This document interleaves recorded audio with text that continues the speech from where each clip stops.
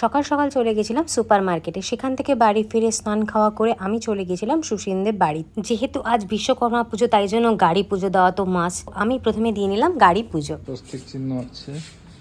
দুটো গাড়িকে পুজো দিয়ে আমি চলে গেছিলাম মাটন বানানোর জন্য। ড্রেস চেঞ্জ করে আমি চলে গেছিলাম রান্নাঘরে মাটন কষা রান্না করার জন্য। যেহেতু সবকিছু আগে থেকেই রেডি করা ছিল মশলাপাতি, তাই জন্য আমার বেশি সময় লাগেনি। সর্ষের তেল দিয়ে দেন আলুগুলোকে ভালো করে ভাজা ভাজা করে নিলাম। দেন আমি দিয়ে দিলাম পেঁয়াজ কুচি। পেঁয়াজটা একটু ভাজা ভাজা হয়ে যাওয়ার পরে নুন দিলাম। দেন আমি দিয়ে দিলাম মশলার পেস্টটা একটু কষানোর পর আমি দিয়ে দিলাম মাটনটা। দেন দিয়ে দিলাম হলুদ গুঁড়ো, নুন এবং জিরের গুঁড়ো। ভালো করে কষিয়ে মাটনটা রান্না করা হয়েছিল, বাট আনফর্চুনেটলি মাটনটা একটু গলে গেছিল। যেহেতু সুসীমের ওয়ার্ক ফ্রম হোম ছিল তাই জন্য লাঞ্চ করে সুসীম আবার বসে পড়লো কাজে। তারপর দেখি কাজে বসে রিলস দেখছে। তারপরে চা খেয়ে চলে গেছিলাম আমরা জিমে, যেহেতু জিমে পুজো ছিল। তোমরা জানিও তোমাদের এই মিনি ব্লগটা কেমন লাগলো। টাটা।